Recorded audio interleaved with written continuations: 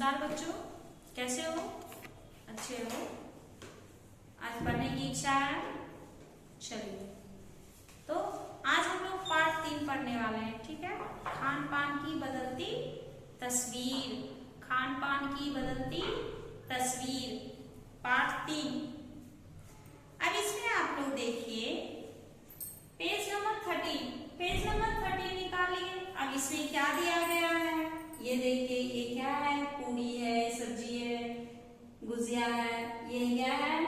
बड़ा है, इडली है, डोसा है। फिर ये सब क्या है? ये सब समोसा है, बर्फी है, नहीं ये ढोकला है, शायद जलेबी है। ठीक ना? तो आजकल क्या है, खान पान की तस्वीर जो है वो बदल चुकी है। खान पान की तस्वीर जो है वो बदल चुकी है। खान पान में बहुत सारे बदलाव आ गए हैं। खान पान में बहुत सारे बदलाव आ गए हैं। पिछले 10-15 वर्षों में हमारी खान पान की संस्कृति में एक बड़ा बदलाव आया है। इडली, डोसा, बड़ा, सांभर, रसम अब केवल दक्षिण भारत तक ही सीमित नहीं है। ये उत्तर भारत के भी हर शहर में उपलब्ध है। और अब तो उत्तर भारत की ढाबा संस्कृति लगभग पूरे देश में फैल चुकी है। पहले उत्तर भारत में ही ढाबा संस्कृति थी, लेकिन अब ये पूरे देश में फैल चुकी है। अब आप कहीं भी हो, उत्तर भारतीय रोटी, दाल, साग आपको मिल ही जाएंगे। फास्ट फूड यानी तुरंत भोजन, फास्ट फूड यानी तुरंत भोजन।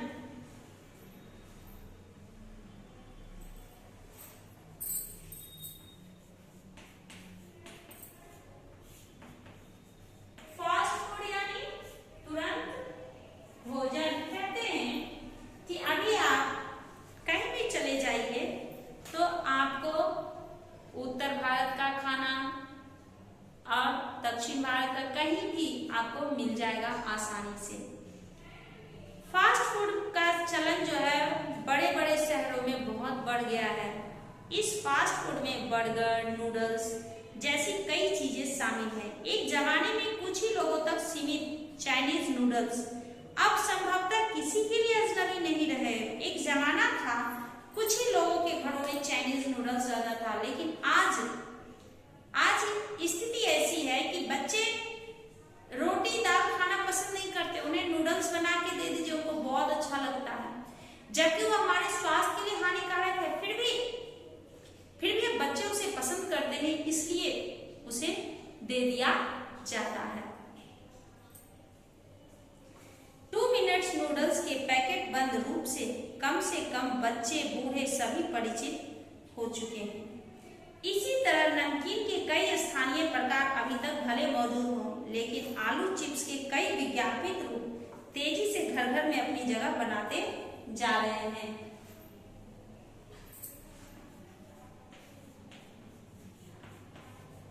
कहते हैं कि केवल मीठा ही नहीं, केवल फास्ट फूड ही नहीं, अब आप लोग आलू चिप्स घर में बनाते थे।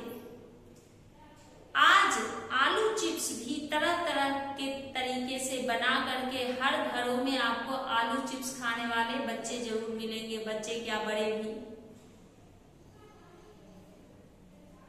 गुजराती ढोकला, गठिया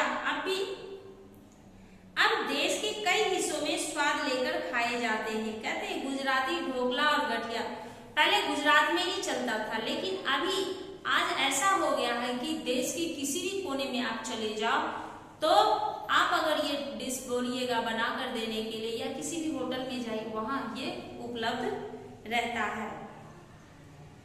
और बंगाली मिठाइयों की केवल रस भरी चर्चा ही नहीं होती है, वे कई शहरों में पहले की तुलना में अधिक उपलब्ध है। बंगाली मिठाई केवल उसकी चर्चा ही नहीं होती है, बल्कि आज बहुत ज्यादा उपलब्ध है। यानी स्थानीय व्यंजनों के साथ ही अब अन्य प्रदेशों के व्यंजन पकवान भी प्रायः हर क्षेत्र में मिलते हैं। स्थानीय यानी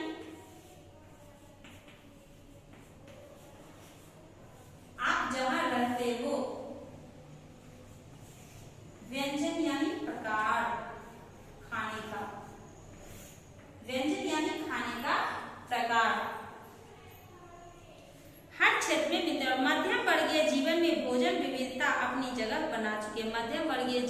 भोजन विविधता जो है वो अपनी जगह बना चुकी है, मध्यम वर्गीय।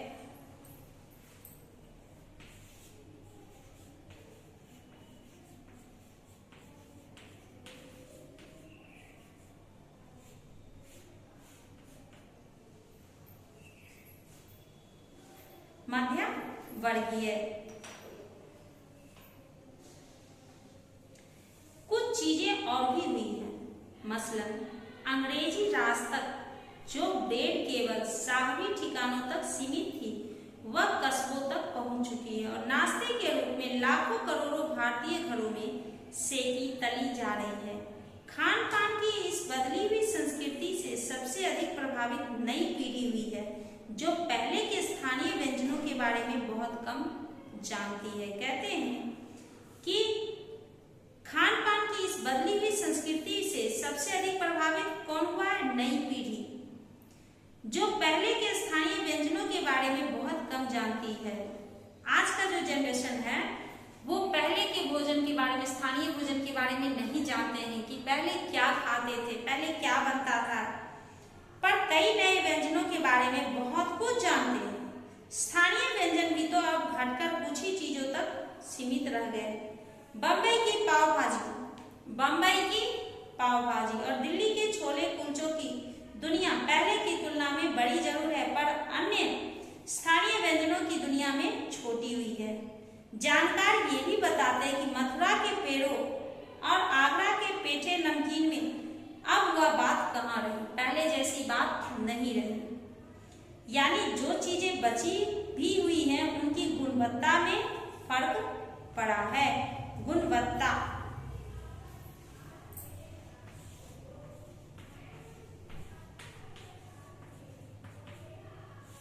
कहते हैं कि अभी भी वो सब सामान मिलता है लेकिन उसकी गुणवत्ता में फर्क आ गया है। मान लीजिए अब घर में ही हम लोग बनाते हैं, ठीक है, आज दो आदमी के लिए घर में कुछ नया कुछ बनाए, बहुत ही टेस्टी बना। कल 4 आदमी के लिए बनाया, वो भी अच्छा बना। उसके बाद 6-10, तो एक दिन ऐसा आएगा कि उसका टेस्ट थोड़ा खराब हो जाएगा। धीरे धीरे अरे इतना लोग का करना होता है, छोड़ो कौन उतना मेहनत करेगा करके इंसान जो है उसकी गुणवत्ता में कमी कर देता है और वो अच्छा नहीं बनता है। कहते फिर मौसम और ऋतुओं के अनुसार फलों खाद्यान्नों से जो व्यंजन और पकवान बना करते थे उन्हें बनाने की फुर्सत भी अब कितने लोगों को रह गई है। गृहिणियों या कामकाजी महिलाओं के लिए खरबूजे के बीज सुखाना, छीलना और फिर उसे व्यंजन तैयार करना सचमुच दुस्साध्य है। पहले क्या करते थे गृहिणियां, उन्हें समय ही समय रहता था, वो खरबूजे के बीज निकालती थी, सुखाती थी, छीलती थी, फिर उससे नए नए पकवान तैयार करती थी। लेकिन आज जो स्थिति है, औरतें भी काम पे जाती हैं तो उनके पास समय नहीं है, वो नहीं कर सकती हैं उतना काम, वो नहीं करती हैं। वो कुछ भी चीज होता है वो खरीद के लाती हैं और घर में बना लेती हैं। वो घर में कुछ भी करने के लिए तैयार नहीं होती है। क्यों? क्योंकि उनके पास समय नहीं रहता है। इसलिए गृहिणी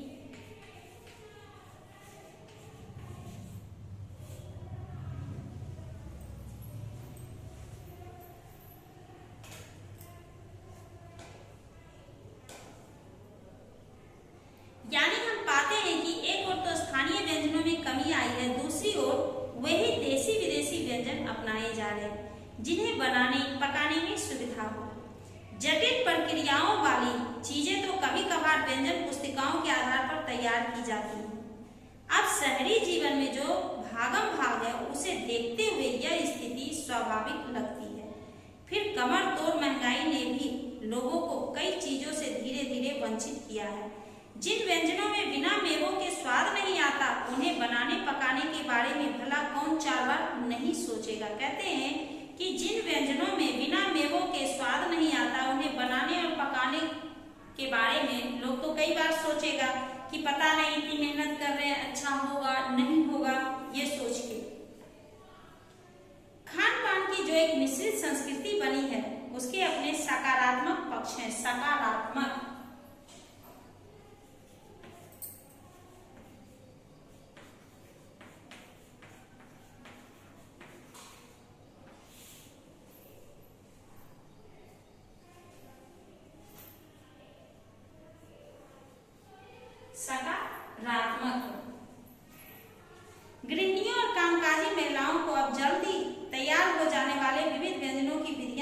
उपलब्ध है।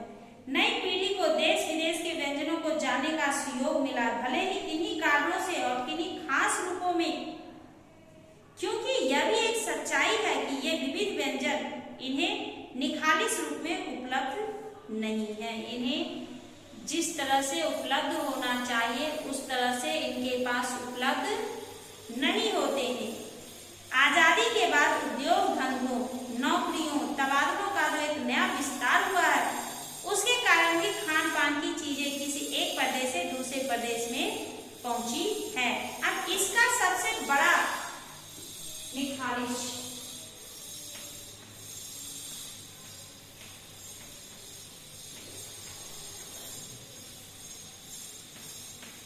कहते हैं कि आजादी के बाद उद्योग धंधों, नौकरियों, तबादलों का जो एक नया विस्तार शुरू हुआ, उसके कारण भी खान पान की चीजें जो है एक प्रदेश से दूसरे प्रदेश में पहुंची। अब आपको ये कैसे पहुंची?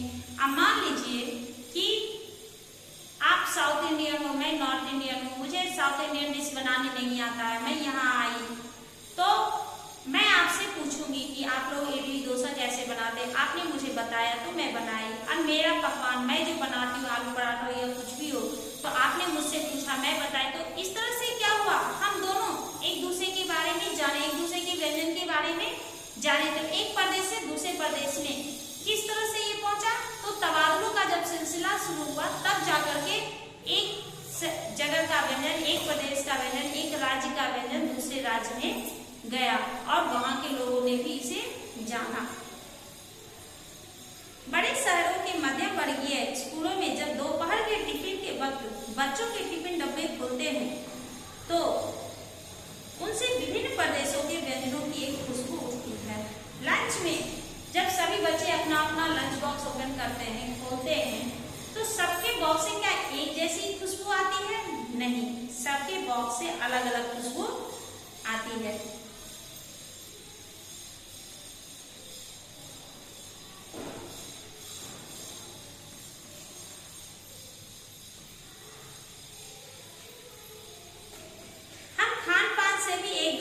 जानते हैं। इस दृष्टि से देखें तो खान पान की नई संस्कृति में हमें राष्ट्रीय एकता के लिए नए बीज भी मिल सकते हैं। बीज भली भांति तभी अंकुरित होंगे जब हम खान पान से जुड़ी हुई दूसरी चीजों की ओर भी ध्यान देंगे। भली भांति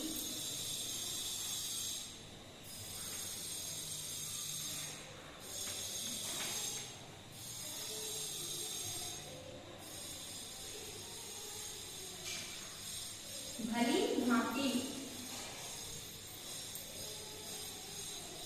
इसी के साथ ध्यान देने की बात यह है कि स्थानीय व्यंजनों का पुनरुद्धार भी जरूरी है। इसी के साथ यह भी ध्यान देना चाहिए कि स्थानीय व्यंजन जो है, हमारे यहाँ का जो मुख्य भोजन है, उसका फिर से हम बच्चों को यह बताने की कोशिश करनी चाहिए कि हमारे घरों में पहले क्या खाना बनता था, उन्हें भी उस खाने के बारे में पता चलना चाहिए कि हमारे बड़े बुजुर्ग जो थे, हमारे दादा परदादा जो थे, वे क्या खाते थे, क्या खाकर अपना जीवन यापन करते थे। हमारे बच्चों को यह पता चलना चाहिए कि हमारा स्थानीय प्रमुख भोजन क्या है।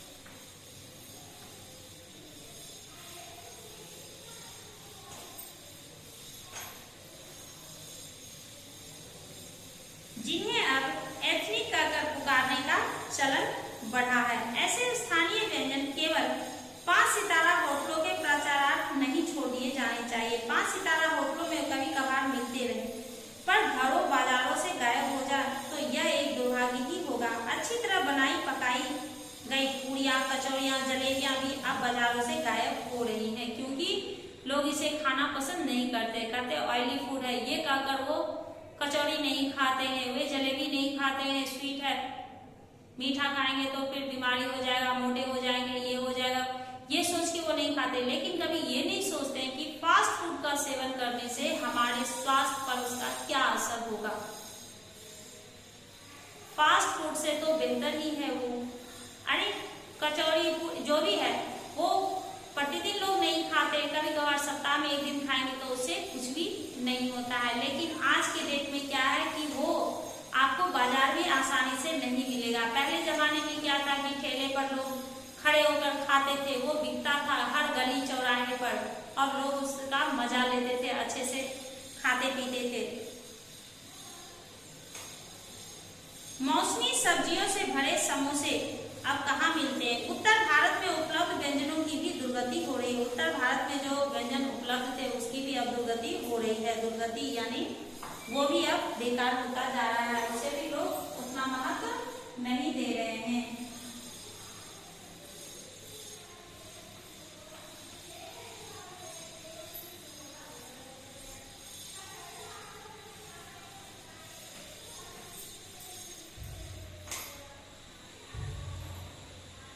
अचरज नहीं कि पहले उत्तर भारत में जो चीजें गली मोहल्लों की दुकानों में आम हुआ करती थी उन्हें अब खास दुकानों में तलाशा जाता है। यह भी एक कड़वा सच है कि कई स्थानीय व्यंजनों को हमने तथाकथित आधुनिकता के चलते छोड़ दिया और पश्चिम की नकल में बहुत सी ऐसी चीजें अपना ली जो स्वाद, स्वास्थ्य और सरलता के मामले में हमारे बहुत अनुकूल नहीं है। हो यह भी रहा है कि खान पान की मिश्रित संस्कृति में हम कई बार चीजों का असली और अलग स्वाद नहीं ले पा रहे। अक्सर प्रीति भोजों और पार्टियों में एक साथ ढेरों चीजें रख दी जाती है और उनका स्वाद गड़बड़ होता रहता है।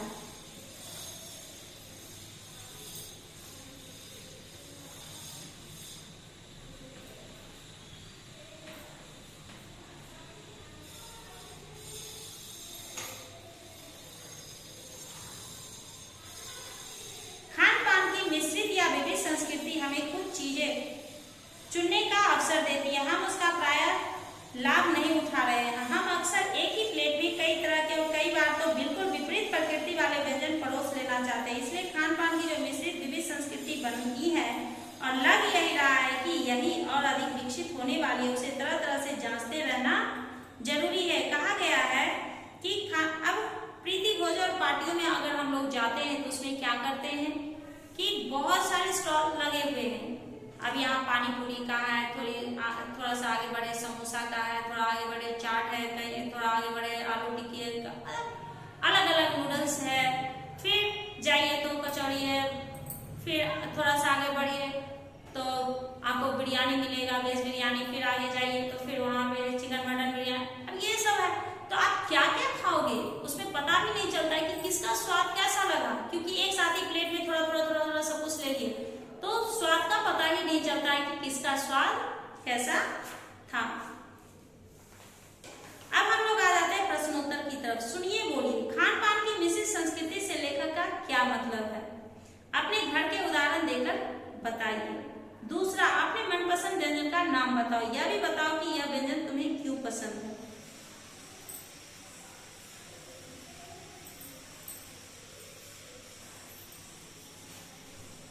सुनिए बोलिए।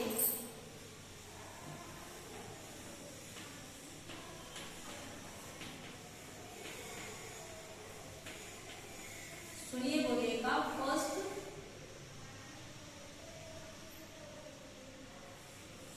No third fourth. सुनिए बोलिएगा थर्ड और फोर्थ।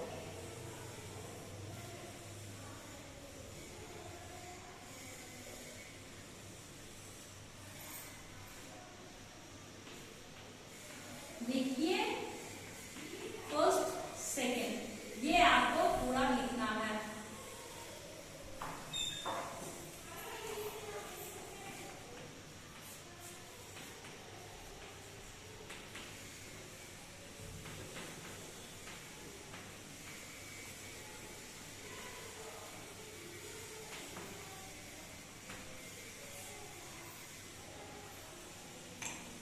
क्लास वर्क में कठिन शब्द के बाद प्रश्नोत्तर लिख करके सुंदर लिखावट में लिख करके रखिएगा। ठीक है, धन्यवाद बच्चों।